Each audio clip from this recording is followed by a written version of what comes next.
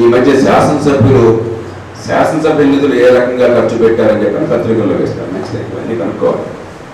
వాస్తవాలు తెలియకుండా, విషయం తెలియకుండా ఇష్టం వచ్చినట్టు రాయడం మన చేతుల్లో పత్రికలు ఉన్నాయి కదా అని చెప్పి భాగం కాదు.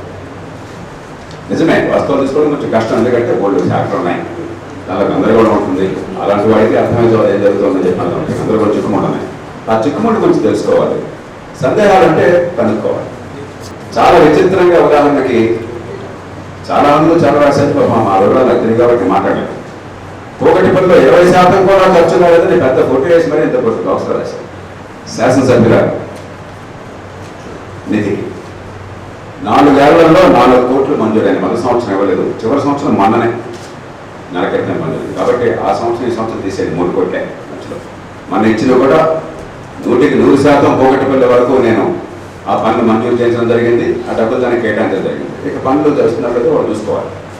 ఇంతలో కోడ్ అన్నారు. మన కోడ్ అంటే ప్రజల పనులు చేయకుండా ఉంటాం, కోడ్ అనే పరిస్థితున్నాం. ఏమన్నా అంటే ఎన్నికల సంఘాన్ని ఏమన్నా అంటారని మీరు అంటారు. ప్రజలకు ఏ పని చేయకుండా ఉంటే కోడ్ అనే పరిస్థితి ఇస్తున్నాం. అంటే ఏదో ఏం చేస్తాం, రాజకీయం పంచబడిన తర్వాత ఏదైనా జరుగుతుంది ఈ దేశంలో. అది పక్కన పెడతాం. ఈ 3 కోట్ల రూపాయలు వివిధ శాఖలకు వెళుతుంది. ఒకరికి కదా, మున్సిపల్ కార్పొరేషన్కి వెళ్తుంది, వాటర్ సప్లై బోర్డుకి వెళ్తుంది, ఇతర శాఖలకు వెళ్తుంది, వివిధ శాఖలకు వెళ్తుంది.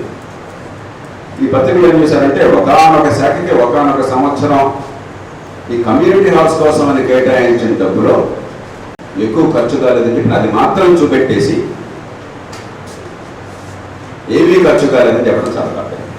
ఈవేళ కోకటపల్లి నియోజకవర్గంలో ఈ 3 కోట్ల రూపాయలు ఈ 3 ఏళ్లలో, ఈ ఏడాది లేటెస్ట్ని కాకుండా మనం విడుదల చేస్తే 3,41,00,000 రూపాయలు ఖర్చయ్యాయి.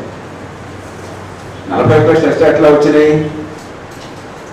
ఎందుకంటే నేను గట్టిగా పట్టుబట్టి వాటర్ సప్లై బోర్డు మిగతా వాళ్ళతో 100 నేను ఈ నిధులకి అందిస్తే 100 రూపాయలు మీరేమండి మన 3,17,00,000. 3 కోట్లకి 3,17,00,000 రూపాయలు ఖర్చు అయ్యాయి.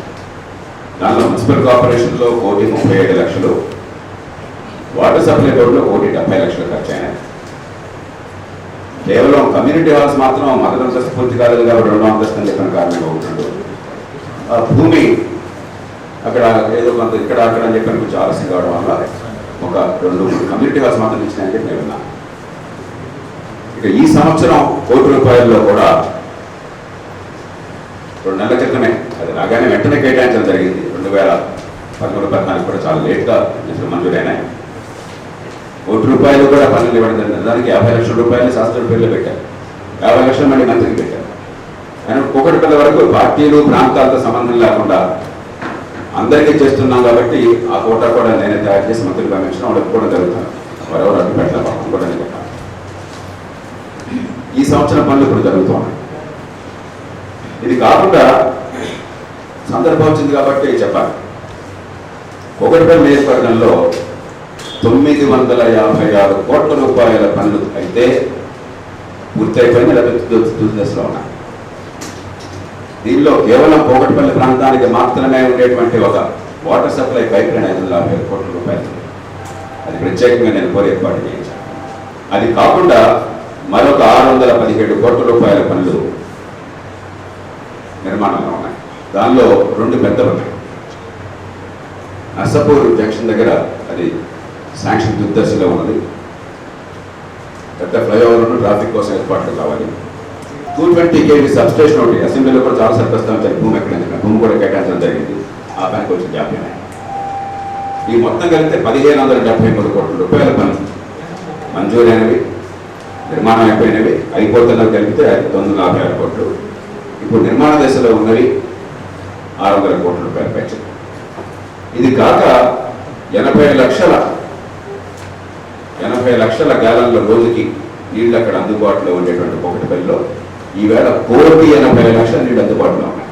అంటే 125% నీటి లభ్యత పెరిగింది. మొత్తం నగరంలో కానీ రాష్ట్రంలో కానీ 125% మంచినీళ్ళు పెరిగింది ఎక్కడ కూడా.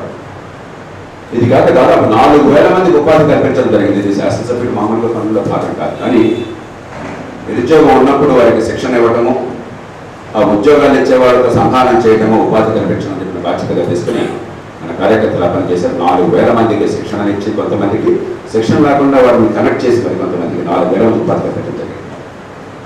నిన్న కూడా ఈ శిక్షణ ఇచ్చిన వాళ్ళు కొంత ఫతేనగర్లో ఒక 150-200 మంది మహిళలతో ఉన్నటువంటి కూర్చోబెట్టారు. అది కాక ఈ పారిశుధ్య పని వారు ఉన్నారు 1700 మంది. పాపం ఆ ట్రైన్లో దిగి ఆ సోవర్లో దిగి కష్టపడి పనిచేసేవారు. సరే వాళ్ళలో మళ్ళీ వాళ్ళకైతే డబ్బులు తింటున్నారు చాలా చోట్ల ఆ బృందాలు పెట్టారు.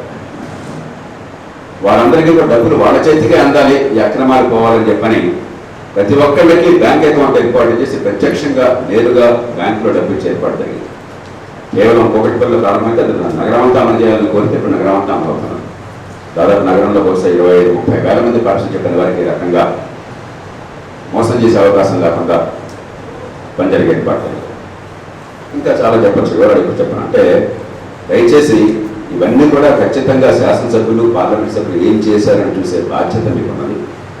పెట్రోల్ కానీ ఇది చాలా సంక్లిష్టమైన అంశాన్ని లోతుగా వివరాలను చూడండి. నాకొక్కడికి కాదు, అందరికీ వర్తిస్తుంది, దేశంలో కూడా వర్తిస్తుంది. లేకపోతే ఏమంటే రాజకీయం అంటే ఉన్న ద్వేషంతో ప్రతి కూడా చిన్నగా చూపెట్టాలన్న ప్రయత్నం, లేకపోతే మంచి చెడు మంచి సంబంధం తేడా చూడకుండా ఏదో రాసేయాలనే ప్రయత్నం జరిగితే మంచిది కాదు. దానివల్ల చివరికి రెడీమేడ్ పోతుంది పత్రికలకి.